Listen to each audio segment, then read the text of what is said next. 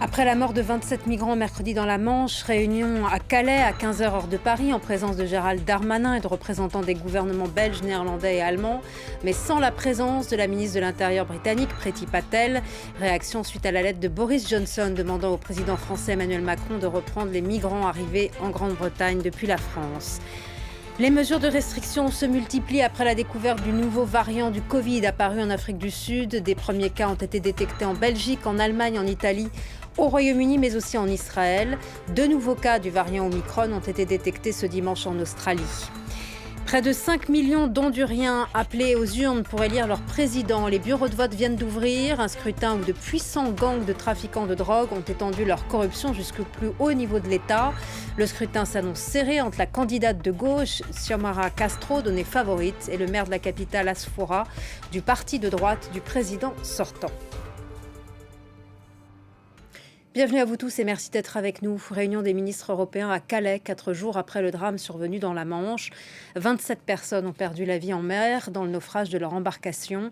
Les Britanniques sont exclus de cette rencontre après la lettre du Premier ministre Boris Johnson adressée au président français Emmanuel Macron. Cette réunion avec la Commission européenne doit aboutir à davantage de coopération dans la crise migratoire.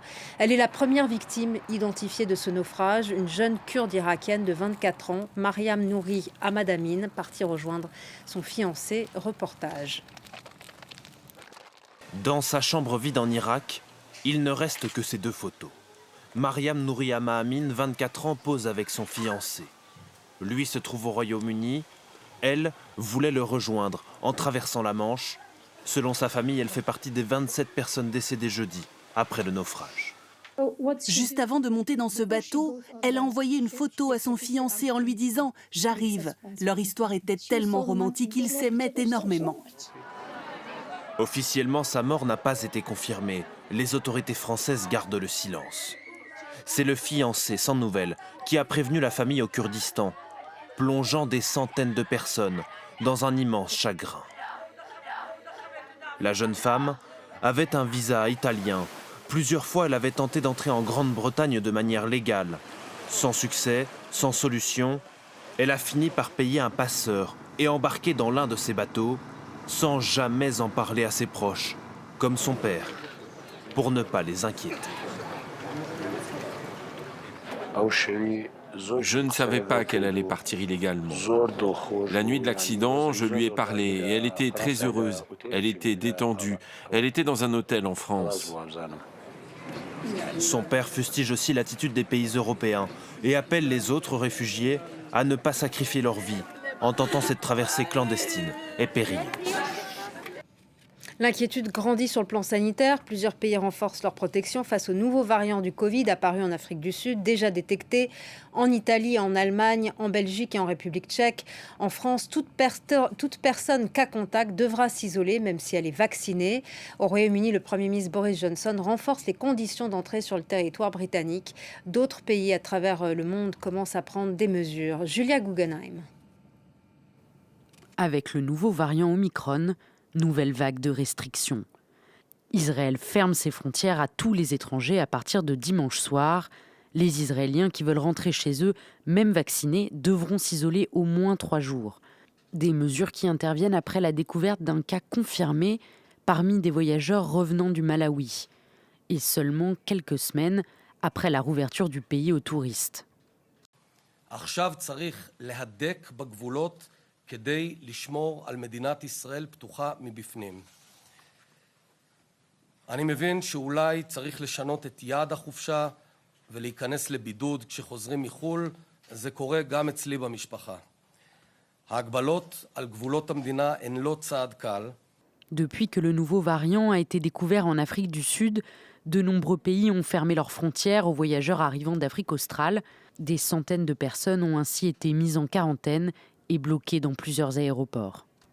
Ce week-end, des cas ont été identifiés pour la première fois en Australie, ainsi que dans plusieurs pays européens.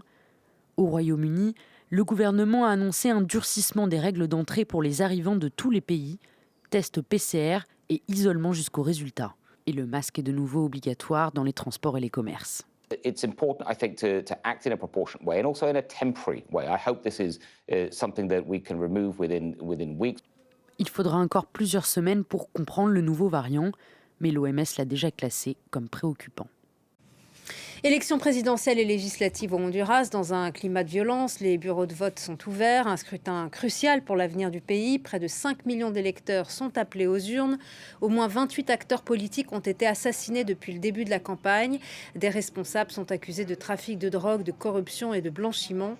Les États-Unis ont qualifié le Honduras de narco-État.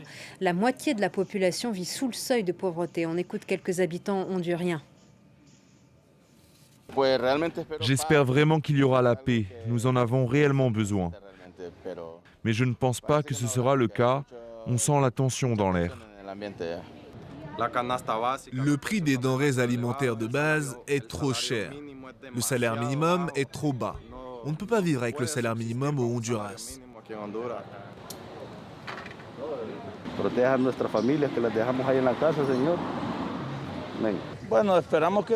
Ce que nous attendons du prochain président de ce pays, du Honduras, c'est qu'il fournisse des emplois, de l'éducation, qu'il aide les pauvres à aller de l'avant et qu'il n'y ait pas de troubles. Qu'il garantisse la sécurité, parce que vous savez que nous sommes les premières victimes. Direction l'Italie. La multinationale Ferrero, productrice de la pâte à tartiner Nutella, s'est lancé un défi. Elle veut augmenter la production de noisettes italiennes. L'entreprise, pour être moins dépendante de la Turquie, est à l'origine d'un programme qui vise l'augmentation de 30% de noisettes. Mais le plan n'est pas du tout du goût des habitants et surtout des associations environnementales. Reportage signé de nos correspondantes Natalia Mendoza, Louise Malnoy, Lorenza Pensa et Anne Donadini. Vus du ciel, ils sont partout. Des noisetiers à perte de vue. Dans cette province, à une soixantaine de kilomètres au nord de Rome, 90% de la surface arborée est dédiée à la culture de noisettes. Roméo est entrepreneur agricole. Avant, dans ses terrains, se cultivaient des céréales. Mais comme beaucoup dans la zone, il a décidé de passer aux noisettes, bien plus rentables. L'avantage de la culture des noisettes, c'est que ça ne nécessite pas beaucoup de main-d'œuvre. Et on n'a pas de problème pour les vendre. Contrairement aux fruits et légumes qu'on vend directement aux consommateurs, les noisettes, on les vend à l'industrie et cela a des avantages. Des avantages, comme celui d'avoir un client sûr. L'entreprise Ferrero, productrice du Nutella, à l'origine d'un programme qui s'engage à acheter au moins 75% de la récolte annuelle de noisettes. De quoi attirer l'intérêt des plus importantes coopératives de producteurs. Le programme de Ferrero cherche à rassurer le producteur pour qu'il ait la certitude que son produit sera acheté. Et ça nous permet de vendre à de meilleurs prix. Seulement voilà, la monoculture de noisettes est accusée de nuire à l'écosystème local. C'est une culture intensive qui utilise des pesticides et des fertilisants, des substances chimiques qui se déversent ensuite dans le lac. Ça favorise le développement de certaines espèces d'algues toxiques et ça crée un cocktail de substances toxiques, cancérigènes. L'Agence régionale pour la protection de l'environnement a confirmé la toxicité de l'eau de ce lac qui alimente les aqueducs des communes environnantes. Leurs habitants sont partagés entre inquiétude et résignation. L'eau n'est pas potable. Ils nous disent qu'a priori on peut cuisiner avec.